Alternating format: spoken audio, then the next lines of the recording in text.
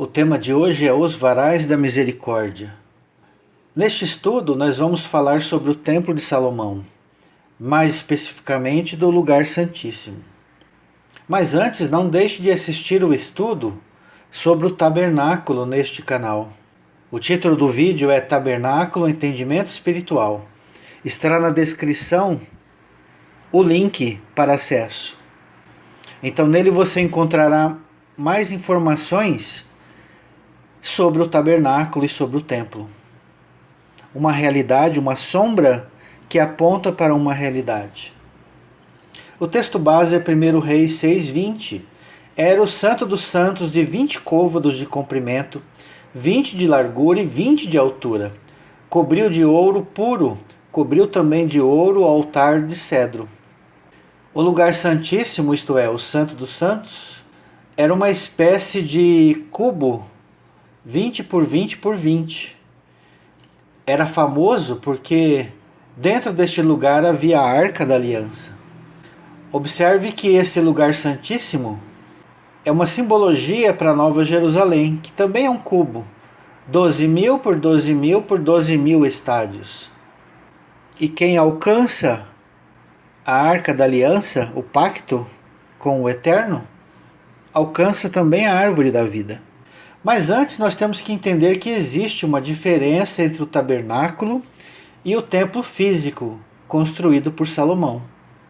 Não no conteúdo das peças especificamente, mas nas medidas. O templo era muito maior do que o tabernáculo.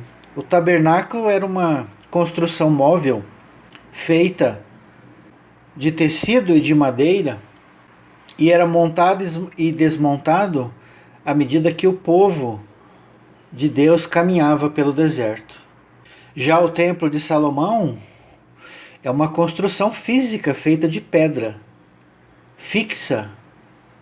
Mas observe que a medida de 20 por 20 por 20 narrada no Templo de Salomão não é possível no tabernáculo. Então eis aí algumas diferenças. Vamos para Êxodo 26, verso 15. Farás também de madeira de acácia as tábuas para o tabernáculo, as quais serão colocadas verticalmente. Cada uma das tábuas terá 10 côvados de comprimento e côvado e meio de largura. Cada tábua terá 2 encaixes, travados um com o outro. Assim farás com todas as tábuas do tabernáculo. No preparar as tábuas para o tabernáculo, farás 20 delas para o lado sul. Farás também 40 bases de prata debaixo das 20 tábuas. 2 bases debaixo de uma tábua para os seus 2 encaixes e 2 bases debaixo de outra tábua para os seus 2 encaixes.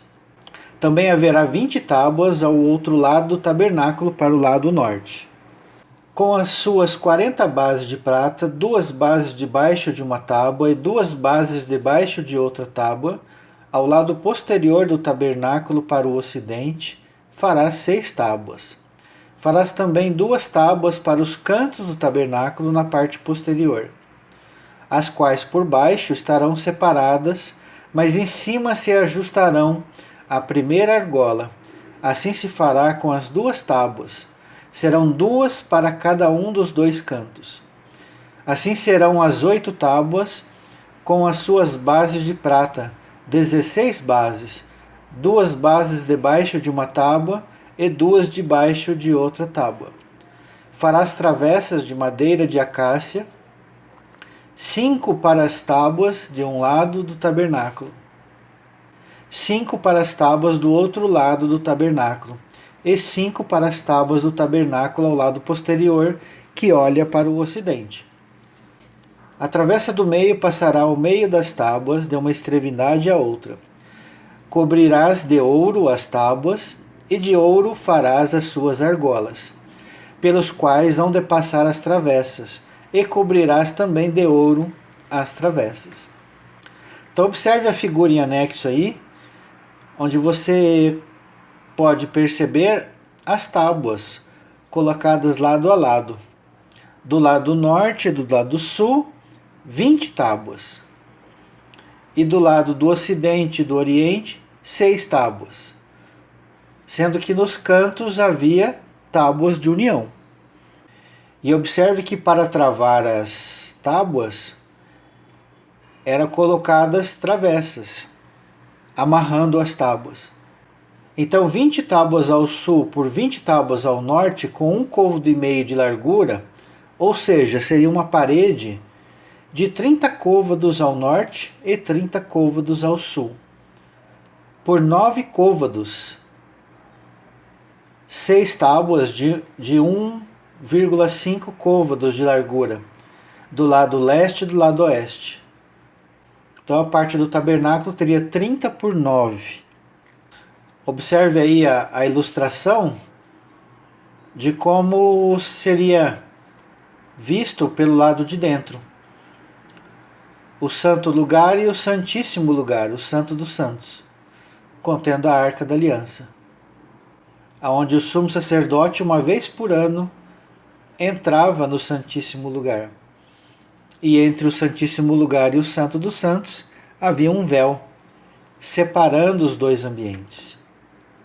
Vamos para 1 Reis capítulo 6, verso 15. Também revestiu as paredes da casa por dentro com tábuas de cedro, desde o soalho da casa até o teto.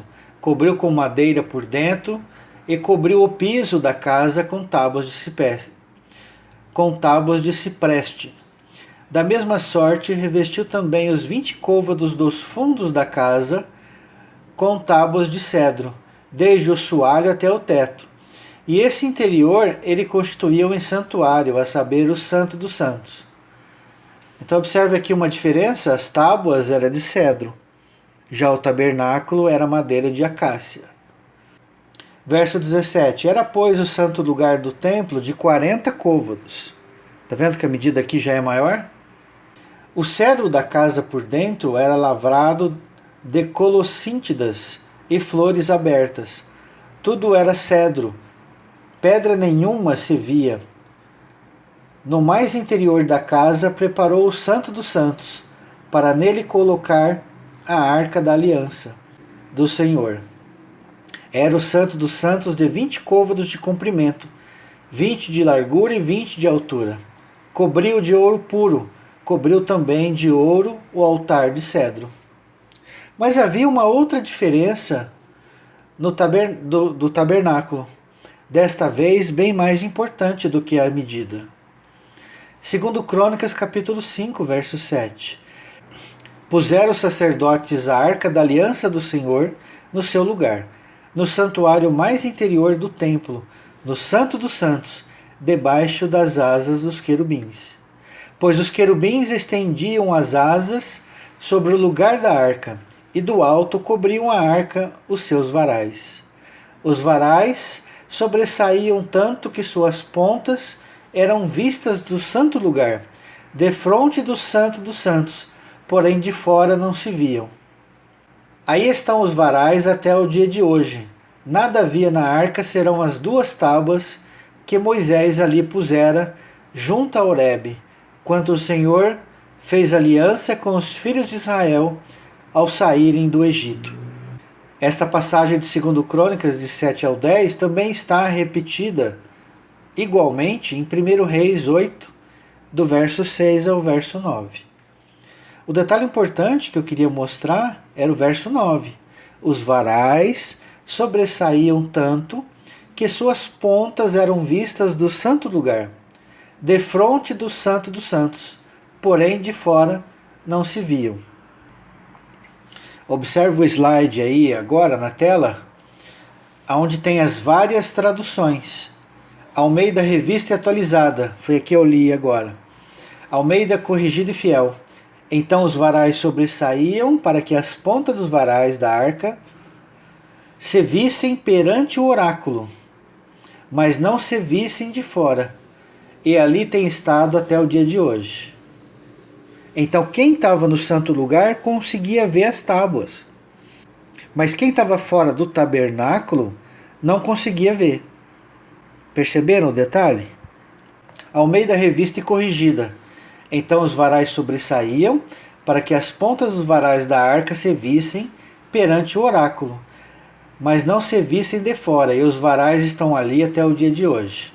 A King James Estas varas eram tão longas que as pontas se estendiam para fora da arca e podiam ser vistas da parte da frente do santuário interno, mas não de fora dele, e elas permanecem lá até nossos dias. A Bíblia hebraica do David Stern: as varas eram tão longas que suas extremidades podiam ser vistas, estendendo-se da arca até o santuário, mas elas não podiam ser vistas do lado de fora. Elas estão ali até o dia de hoje. A NVI diz: estas varas eram tão compridas que as suas pontas se estendiam para fora da arca e podiam ser vistas da parte da frente do santuário interno, mas não de fora dele, e elas estão lá até hoje.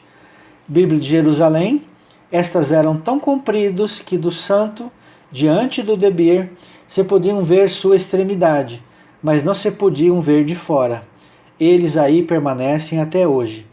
E finalmente, a tradução da Bíblia Novo Mundo: os varais eram tão compridos que as suas pontas podiam ser vistas do santo, na frente do compartimento interno, mas não podiam ser vistas de fora, e os varais estão ali até hoje.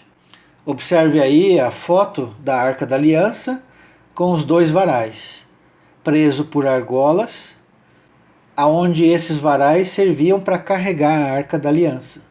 E mais uma vez a foto, que não mostra as pontas das varas, as pontas dos varais da Arca da Aliança sobrepujando o véu do tabernáculo. Dá a entender que isso era apenas feito na construção do templo de Salomão.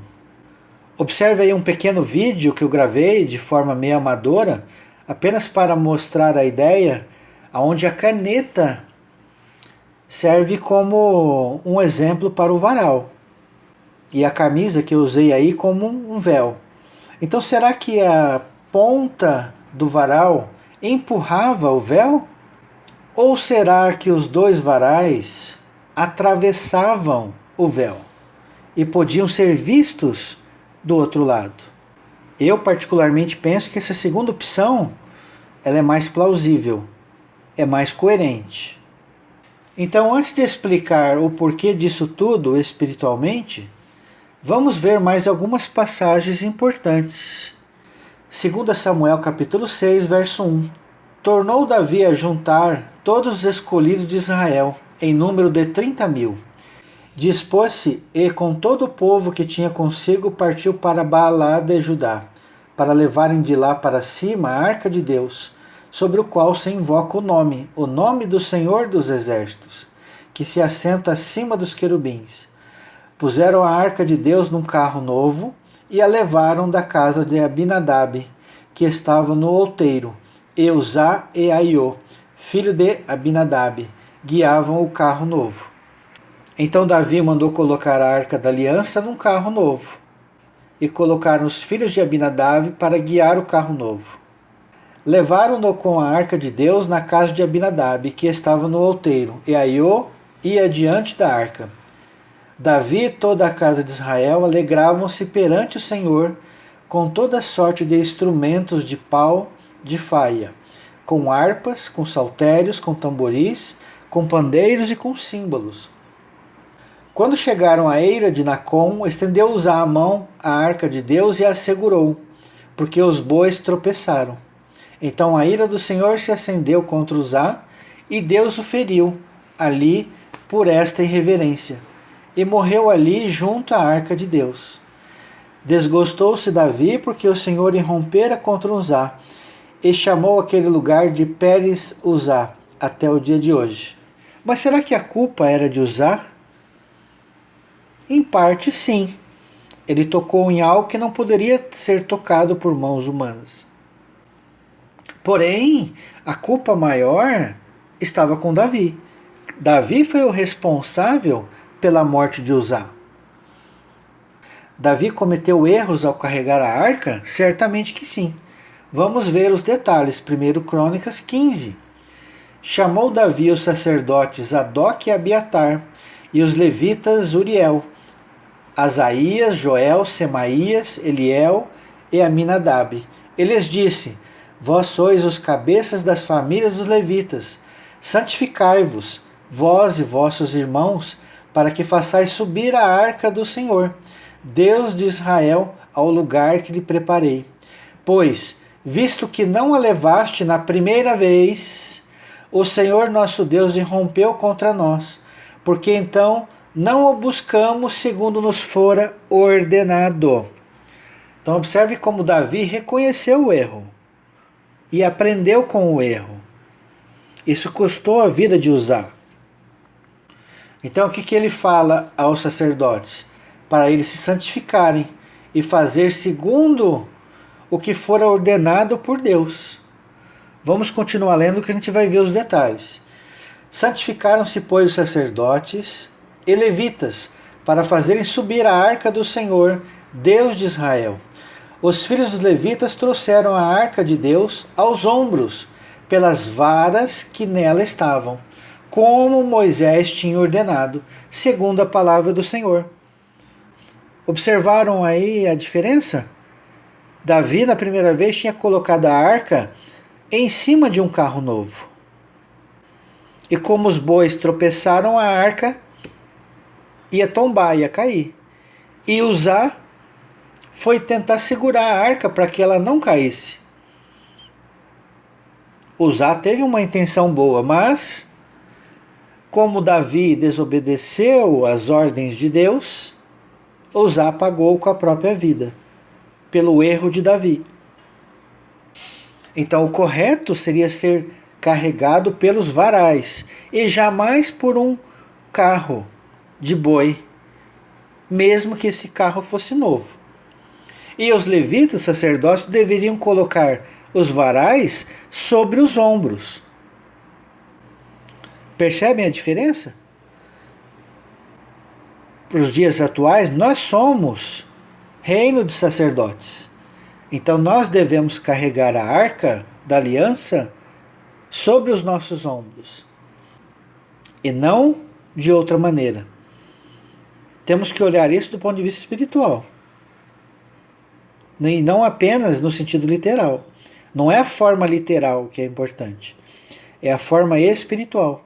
Os sacerdotes deveriam carregar a arca sobre os ombros, através dos varais. Êxodo 25:14. Meterás os varais nas argolas aos lados da arca, para se levar por meio deles a arca. Olha a instrução.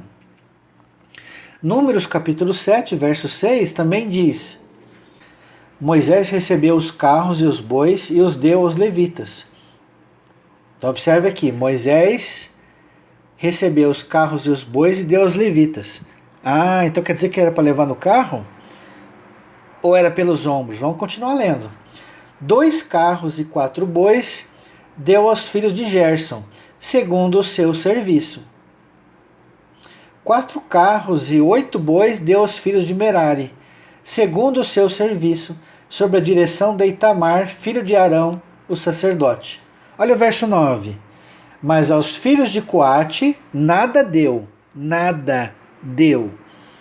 porquanto a seu cargo estava o santuário, que deviam levar aos ombros. Viu aí o erro de Davi? Números 4, verso 15 também diz: Havendo, pois, Arão e seus filhos, ao partir o arraial, acabado de cobrir o santuário e todos os móveis dele, então os filhos de Coate virão para levá-lo, mas nas coisas santas não tocarão, para que não morram. São estas as coisas da tenda da congregação que os filhos de Coate devem levar sobre os ombros. Não está escrito aqui, mas em o texto que eu li de número 7 está bem claro. Êxodo 25, verso 10 também diz: Também fará uma arca de madeira de acácia de 2,5 côvados, será o seu comprimento, de 1,5 côvado a largura, e de 1,5 côvado a altura. De ouro puro a cobrirás, por dentro e por fora a cobrirás, e farás sobre ela uma bordadura de ouro ao redor. Fundirás para ela 4 argolas de ouro, e as porás nos 4 cantos da arca, 2 argolas num lado dela e 2 argolas no outro lado. Farás também varais de madeira de acácia e os cobrirás de ouro. Meterás os varais nas argolas aos lados da arca, para se levar por meio deles a arca. Os varais ficarão nas argolas da arca e não se tirarão dela. Essa palavra varais em hebraico é a palavra bed, semelhante ao inglês, B-A-D, bed. Em Strong, o código dela é 905. Figurativamente, ela significa um chefe de uma cidade, uma autoridade. E no literal, a palavra bad significa varais.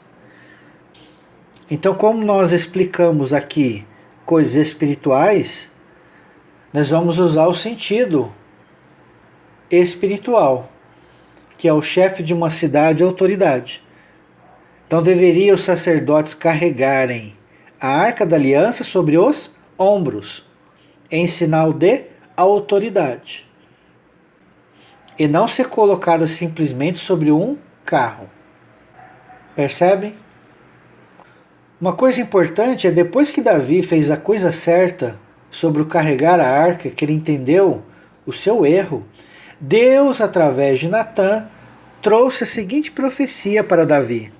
O texto está em 1 Crônicas 17, verso 11. Há de ser que, quando teus dias se cumprirem, e tiveres de ir para junto de teus pais, então farei levantar depois de ti o teu descendente, que será dos teus filhos, e estabelecerei o seu reino. Observe aí. Farei levantar depois de ti o teu descendente, que será dos teus filhos, e estabelecerei o seu reino. Este me edificará casa, e eu estabelecerei o seu trono para sempre. Ele serei por pai, e ele me será por filho. A minha misericórdia não apartarei dele, como a retirei daquele que foi antes de mim. Mas eu confirmarei na minha casa e no meu reino para sempre, e o seu trono será estabelecido para sempre. Segundo todas essas palavras e conforme toda esta visão, assim falou Natã a Davi. Então aqui nós temos dois personagens possíveis que se encaixam nesta passagem. A primeira é Salomão e a segunda é Jesus. Salomão edificou a casa, o templo, como nós sabemos. E Jesus também. Porém, a verdadeira casa, o verdadeiro templo, foi Jesus que edificou. Porque a primeira, construída por Salomão, era uma sombra para a realidade eterna que Jesus edificou. Esse texto que eu acabei de ler de 1 Crônicas 17 está profetizado também em Jeremias 23, verso 5.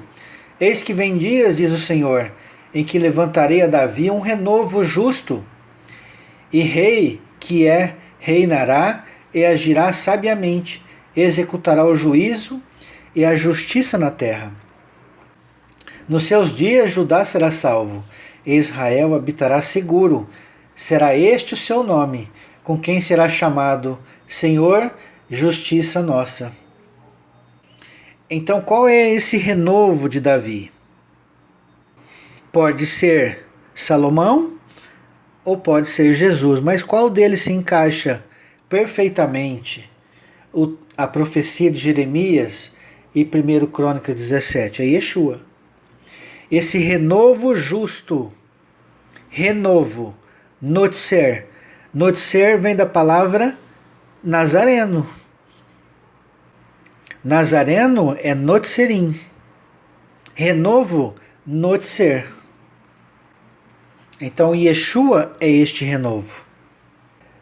Mas observe que Salomão, que também se encaixa na construção do templo, ele aponta para um outro personagem, uma sombra. Não estou dizendo que ele é, mas que ele é uma sombra para um personagem bíblico, que é o Anticristo. Como assim, Salomão? Sombra para o Anticristo? Sim. Em Salomão a gente vai ver a apostasia, a gente vai ver Salomão tendo 1000 mulheres, se apegou ao ídolos destas mulheres, cuja principal esposa era a filha do faraó, faraó que era simbolizado como uma serpente, e mais alguns detalhes que a gente vai ver aqui. 1 Reis, capítulo 10, verso 14. O peso do ouro que se trazia a Salomão cada ano era de 666 talentos de ouro.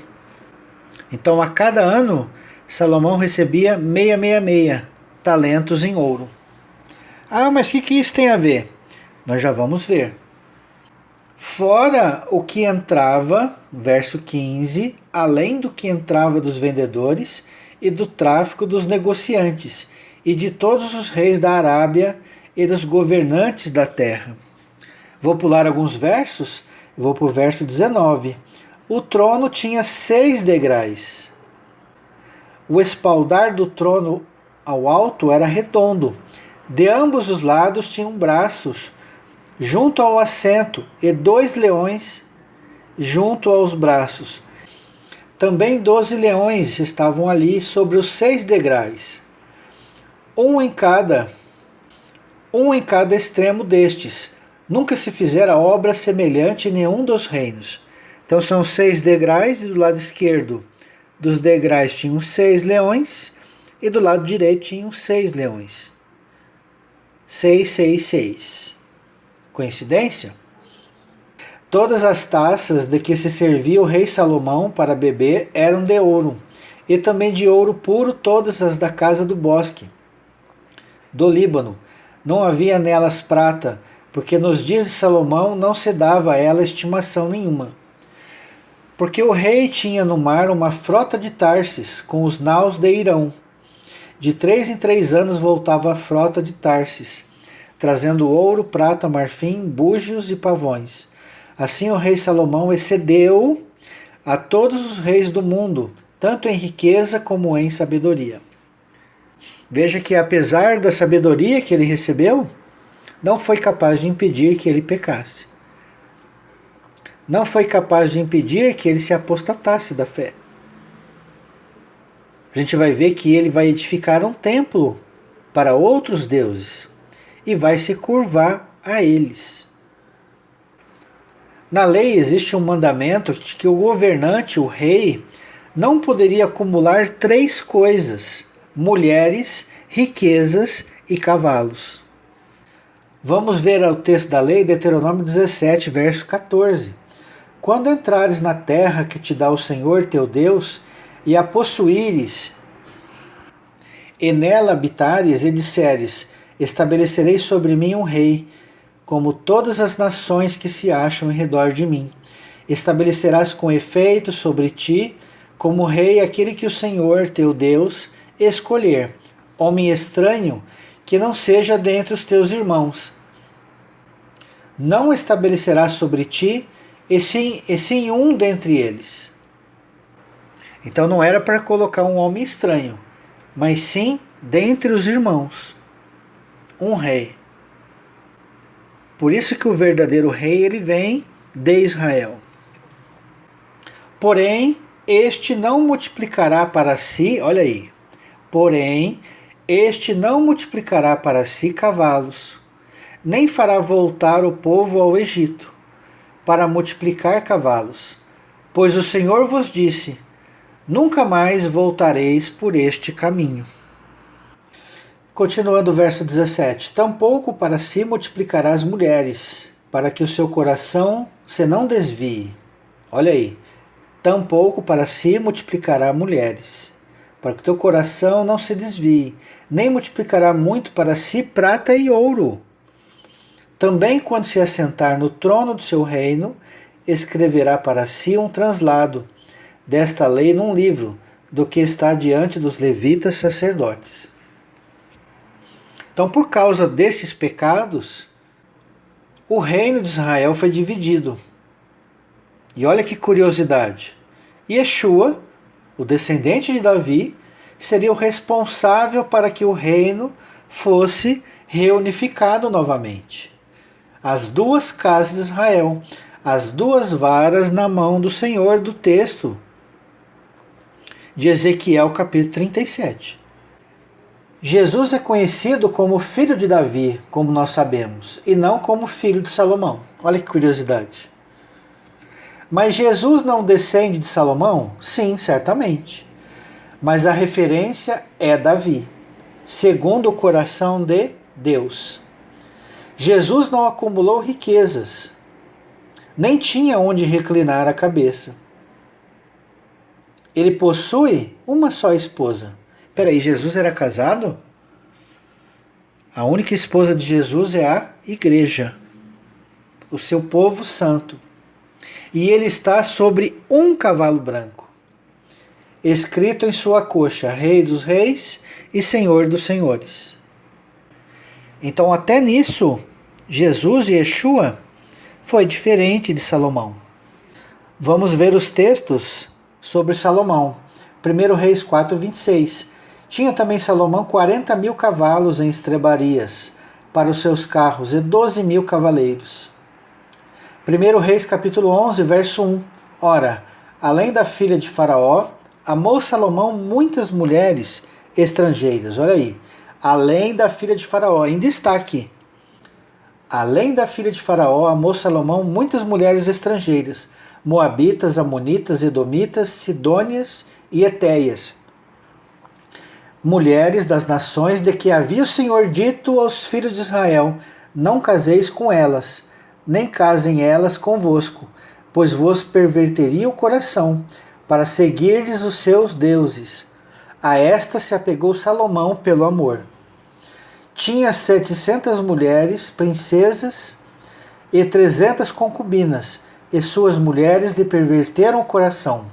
Sendo já velho, suas mulheres lhe perverteram o coração para seguir outros deuses, e o seu coração não era de todo fiel para com o Senhor, seu Deus, como fora de Davi, seu pai.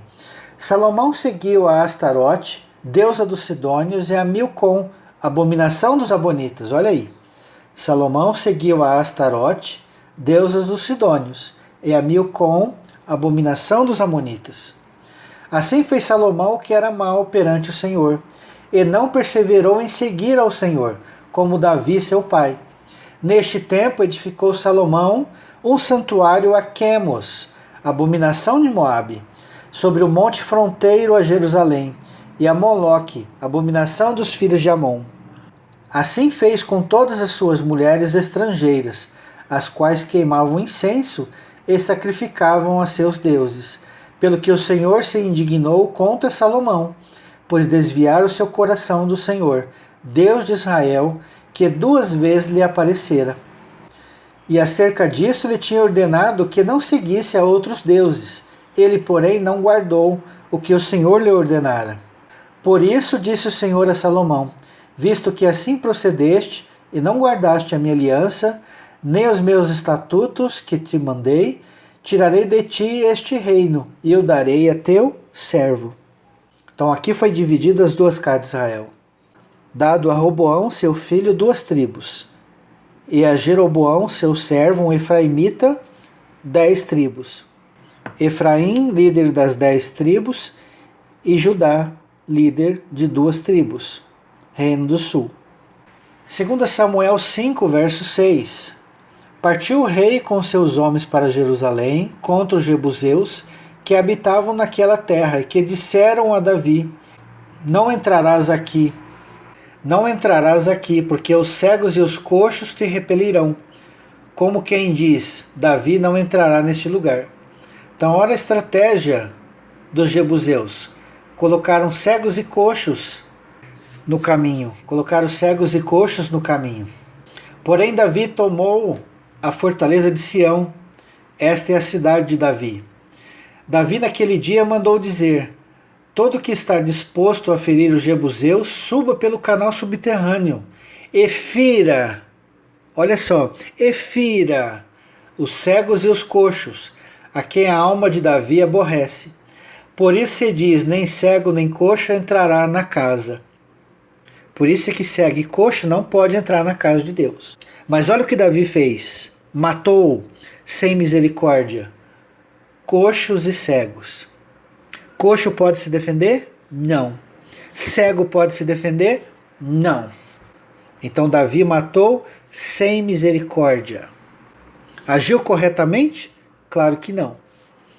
Então todos esses erros de Davi causaram aquela morte de Uzá. Davi desobedeceu sobre como levar a arca. Davi desobedeceu a Deus quando matou sem misericórdia pessoas indefesas. Mas é claro, Davi era um homem segundo o coração de Deus.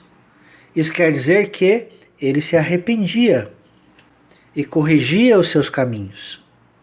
Davi não matou o marido de Batseba? Sim.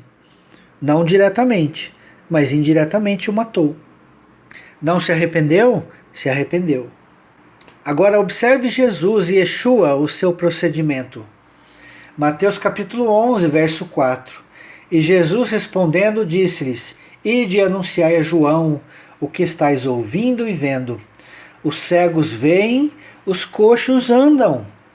Os leprosos são purificados, os surdos ouvem, os mortos são ressuscitados, e aos pobres está sendo pregado o Evangelho. Cegos veem, coxos andam, leprosos, símbolos de quem tem pecado, são purificados. Os surdos, que não conseguem ouvir a palavra de Deus, estão ouvindo.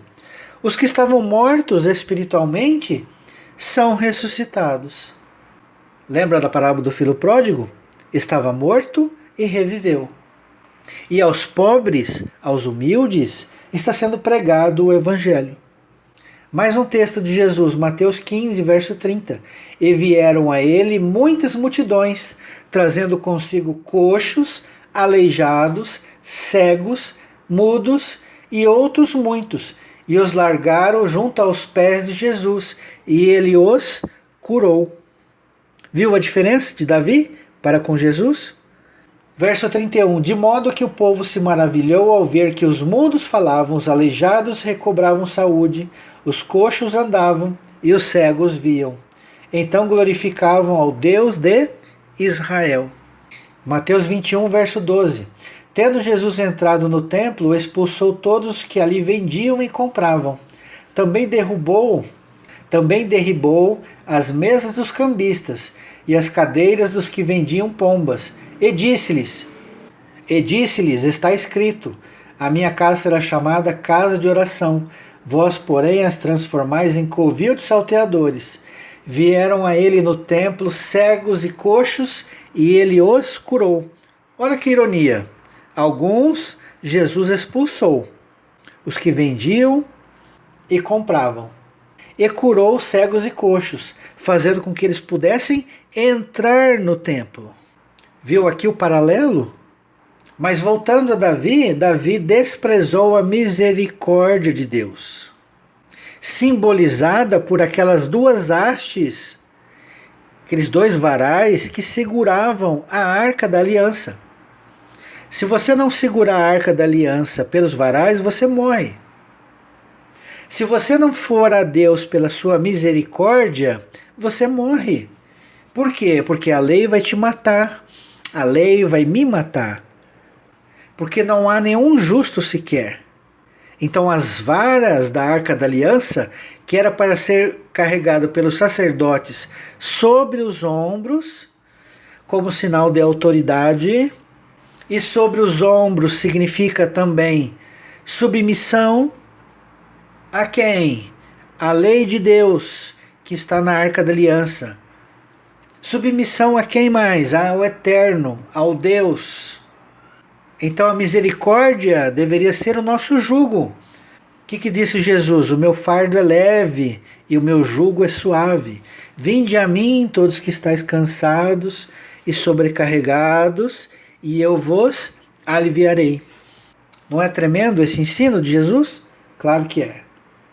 Então lembra que eu coloquei que as duas varas não empurravam o véu, mas eles atravessavam o véu do santuário e poderiam ser vistos do outro lado, do lado do oráculo, do lado do santo lugar, onde ficava a menorá, a mesa com os pães e o altar do incenso. Olha só que tremendo, Hebreus capítulo 10, verso 19. Tendo, pois, irmãos, intrepidez para entrar no Santo dos Santos, pelo sangue de Jesus, pelo novo e vivo caminho que ele nos consagrou, pelo véu, isto é, pela sua carne.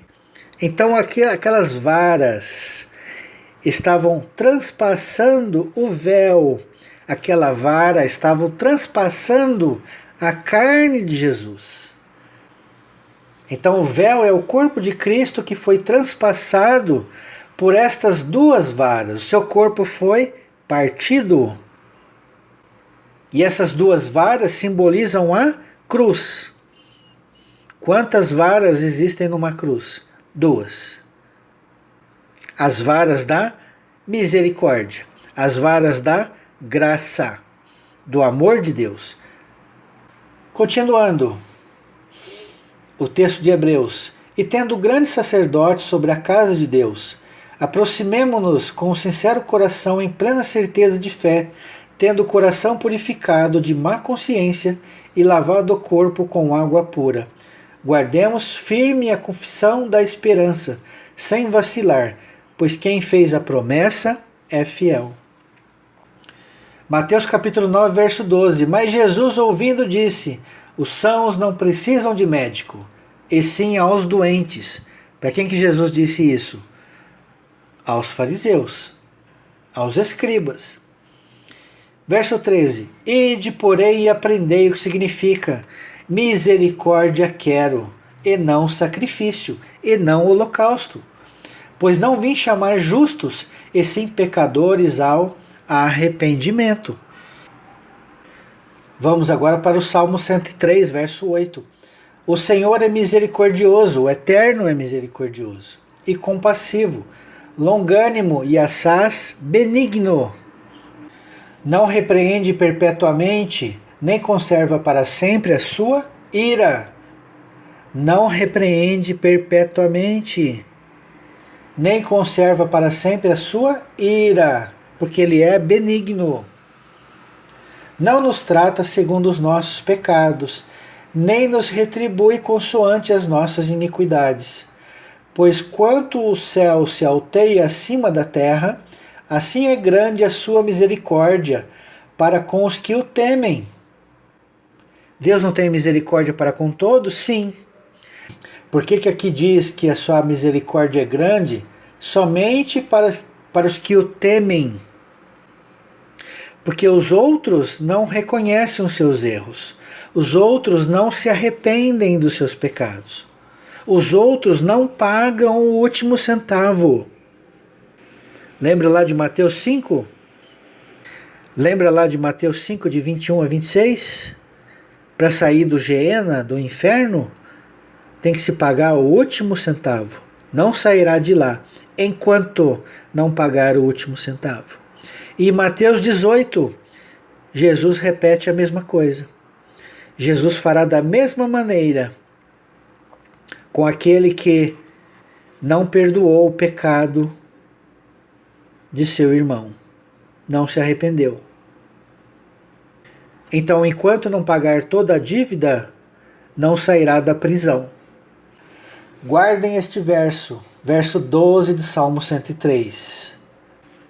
Quanto dista o Oriente do Ocidente? Vocês já lembraram quem disse essa frase? Quanto dista o Oriente do Ocidente, assim afasta de nós as nossas transgressões. A misericórdia. Como um pai se compadece de seus filhos, assim o Senhor se compadece dos que o temem, pois ele conhece a nossa estrutura e sabe que somos pó. Quanto ao homem, os seus dias são como a relva, como a flor do campo, assim ele floresce. Pois soprando nela o vento, o ruar, olha que interessante, desaparece e não conhecerá daí em diante o seu lugar. Na morte o que acontece? O corpo volta a ser pó, e o espírito volta a Deus, que o deu. Nu saí do ventre de minha mãe, e nu voltarei para lá. A minha essência qual é? Corpo de carne e sangue ou espírito? Espírito. Porque Deus é espírito, e nós somos espíritos. Deus é Elohim, e nós somos Elohim. Vós sois deuses. Salmo 82, verso 6. Sois todos filhos do Deus Altíssimo. Verso 7. Todavia, como homens morrereis, como qualquer dos príncipes. Duas naturezas para os filhos de Deus. Então, quanto o homem os seus dias são como a relva, como a flor do campo, assim ele floresce. Pois soprando nela o vento, desaparece, e não conhecerá daí em diante o seu lugar. Mas a misericórdia do Senhor é de eternidade a eternidade. Olã ad olã. De uma eternidade até outra eternidade. Lembra que Deus não é Deus de uma obra só? Lembra que Deus não trabalha numa eternidade só? Salmo 90, verso 2. De eternidade a eternidade, tu és Deus. Então a misericórdia do Senhor é de eternidade a eternidade. Sobre quem? Os que o temem, como já foi explicado. Para receber a misericórdia de Deus, tem que se arrepender dos pecados. Tem que agir com misericórdia. O que diz o livro de Tiago? Porque sem misericórdia, para quem agiu sem misericórdia. Porque a misericórdia triunfa sobre a lei. Um juiz só pode condenar alguém com base na lei. Então a lei diz que nós somos transgressores. Mas aqui tem um outro conceito, que a misericórdia triunfa sobre o juízo. A graça triunfa sobre o juízo. As varas da arca triunfam sobre o juízo. E elas devem estar sobre os nossos ombros. Ela deve ser o nosso jugo. Mas a misericórdia do Senhor é de eternidade a eternidade, sobre os que o temem, e a sua justiça sobre os filhos dos filhos, para com os que guardam a sua aliança e para os que se lembram dos seus preceitos e os cumprem. Nos céus estabeleceu o Senhor o seu trono, e o seu reino domina sobre tudo. Então, como foi dito, que essa graça, que essa misericórdia, quando dista do Oriente ao Ocidente, porque assim afasta de nós as nossas transgressões. Mateus 24, verso 27. Porque assim como o relâmpago sai do Oriente e se mostra até o Ocidente, assim há de ser a vinda do Filho do Homem. Onde estiver o cadáver, ali se ajuntarão os abutres. Aí se ajuntarão os abutres. Logo em seguida a tribulação daqueles dias, o sol escurecerá, a lua não dará sua claridade, as estrelas cairão do firmamento e os poderes do céu serão abalados. Então aparecerá no céu o sinal do Filho do Homem. Todos os povos da terra se lamentarão e verão o Filho do Homem vindo sobre as nuvens do céu, com poder e muita glória.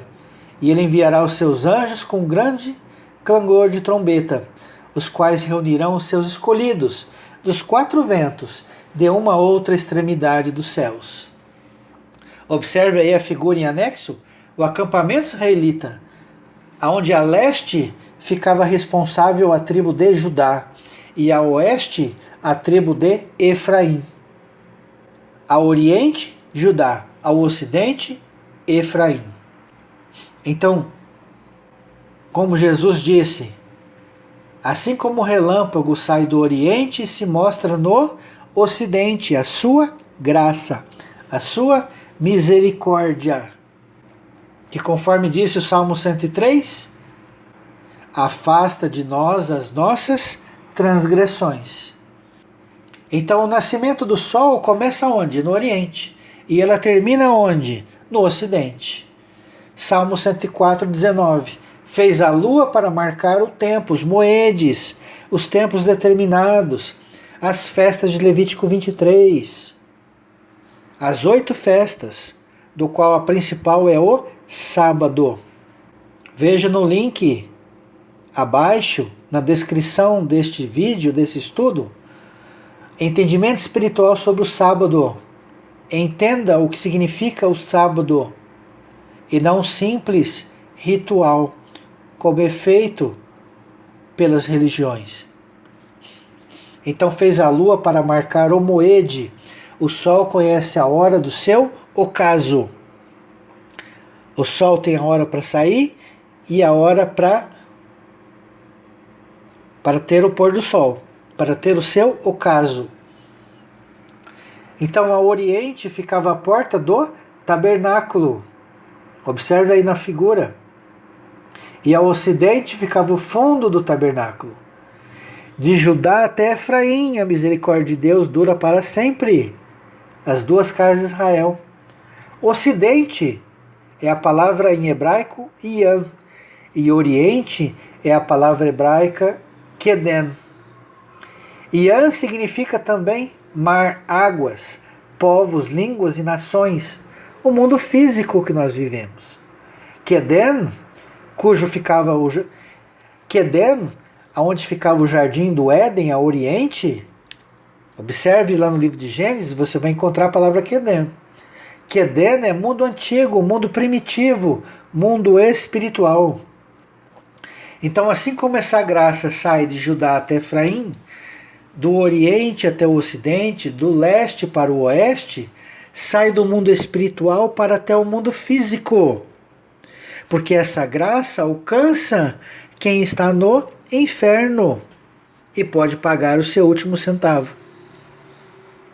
Jesus não foi pregar os espíritos em prisão? Foi. E de lá não tirou salvos? Tirou. Observe mais uma coisa que nós podemos aprender com o tabernáculo. O altar do sacrifício tinha 3 côvados de altura, segundo o Êxodo 27:1. O altar do incenso tinha 2 côvados e meio de altura, segundo o Êxodo 25:17. A arca da aliança tinha 1 côvado e meio de altura, segundo o Êxodo 25, verso 10. Observe que na entrada, o primeiro utensílio era o altar do sacrifício, e ele tinha 3 côvados de altura. Depois que você entrava no santo lugar, o último utensílio era o quê? O altar do incenso, com 2 côvados e meio de altura.